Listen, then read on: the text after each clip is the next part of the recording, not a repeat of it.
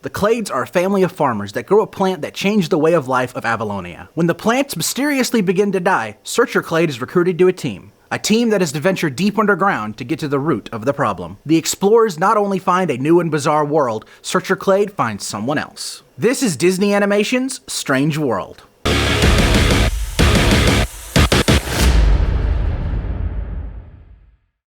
Strange World is the latest film from Disney Animation and marks the beginning of Disney's 100th year celebration. However, I don't think you would be at fault for not knowing about this film's existence, because Disney just didn't market it for some reason. Personally, I'm of the belief that Bob Chapek doesn't value theatrical animation. I sincerely don't like how happy I am that Bob Iger returned as CEO for Disney. No one should be this excited about a CEO returning to a billion-dollar company. I guess that's just a testament to the state of Disney, I suppose. Nonetheless, Strange World released this week, to the excitement of the dozen people that knew it existed. And I'm quite surprised this film wasn't marketed better, because this is a really fun Disney animated family adventure with a lot of heart put into it. I'd go as far as to say this film has a trio of main characters. There's Searcher Clade, the father, played by Jake Gyllenhaal, Ethan Clade, the son, played by Jaboukie Young-White, and Jaeger Clade, the grandfather, played by Dennis Quaid. 3 generations of Clades in this film. They nail giving each Clade their own personality and ambitions. Some of them may share similar faults, but that is part of the theme of the film. But I really like these characters together, and I think they made for a good family trio. Yep, it's time to be a broken record again and talk about Disney animation, because what else is there to say other than it's great? The quote-unquote strange world of the film is definitely that. It is a beautiful and bizarre location full of some really amazing creature designs. Some may be more simple than others, but there is something charming about their simplicity. This can be seen in Disney's designated cute side character, Splat. He may give off some Minion vibes to some because of his lack of dialogue and sounds that just sound like him farting. Like really, it sounded like this.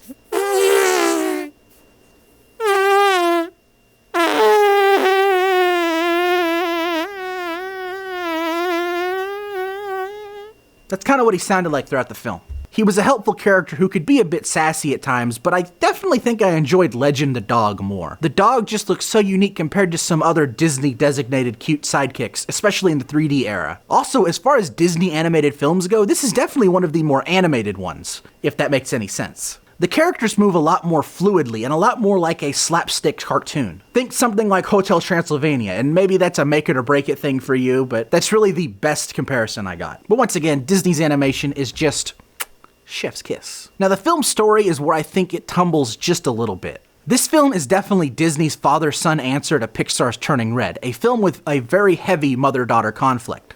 And no, don't come at me saying they're the same company, because they're not. Disney Animation and Pixar are under Disney. It's confusing, I know, but they're 2 different studios under one company. If anything, this film is more grandfather, father, and son conflict, but that isn't my problem with the film's story. In fact, I think that is the strongest aspect of the film. The other part of the story was surprisingly boring compared to it. I just didn't find Avalonia and some of the other characters as investing or interesting as I did the Clade trio. But their story, their conflict, and their relationship is what keeps the film going. And I was definitely into that. And it definitely makes up for a rather lackluster threat. Also, as great as the animation in this film is, I almost think it could have been better. The film starts with this cool comic book, cel-shaded look, and I really wish it stuck to that. Again, the animation of the film is great, but I would have loved to have seen a full movie like that. Maybe we will in the future.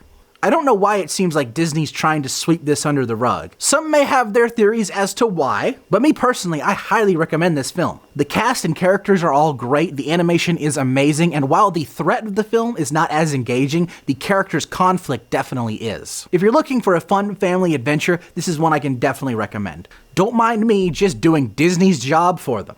Plus, if people go see it, we won't run the risk of animated films going directly to streaming, because who wants that future? I hope you all enjoyed this video, and if you did, please consider hitting that like button, and if you want to see more, hit that subscribe button and ring that bell to be notified when my next review drops. Until next time, I'm Quentin Dunaway, hoping you will keep it cinematic.